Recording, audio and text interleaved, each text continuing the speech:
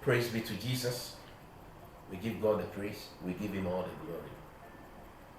We are talking about the Father, the Spirit of the Father, the Father's house. Now,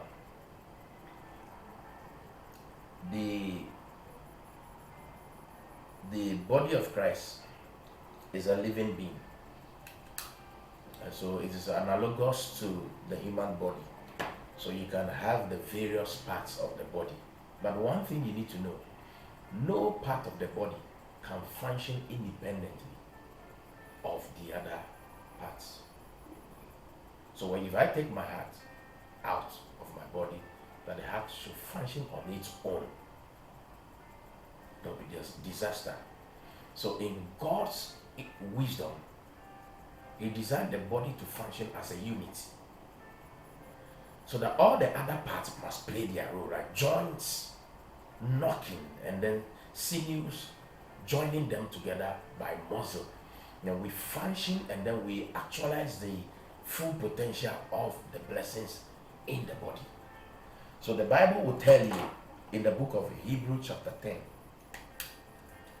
Hebrews chapter 10 verse 25, that not forsaking the assembling of ourselves together, as is the manner of some, but exhorting one another, and so much the more as you see the day approaching. So we should not forsake the assembling of ourselves. We should not forsake the gathering of ourselves. Reason is that the Father's house, when we gather, it is the most conducive environment for us to grow, to mature. The agenda of God is for his sons from born again to go into the mature son. And you cannot live alone and say, I want to grow on my own. You need fathers, you need supervisors, you need discipline. That is why you come to church. So when you come to church, it becomes a family, not the building. The building is not the ecclesia. We have been called out from our various homes to come and be reconstituted into another family with a constitution. And there's no gathering, there's no family without a father. The problem is that we want to assemble on our terms.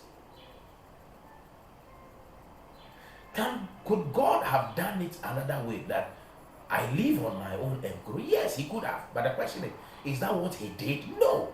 Once it is not part of his righteous plan, you don't go by that and decide, I want to live alone. He says we should not forsake the gathering of ourselves. Why? Because you need to recognize the body. Now, in this gathering, the environment is good for you to grow. Why?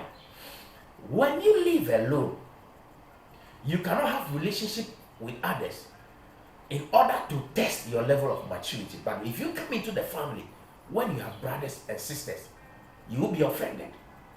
One way or the other, you need to grow beyond offense. There will be the need for you to forgive a brother and sister.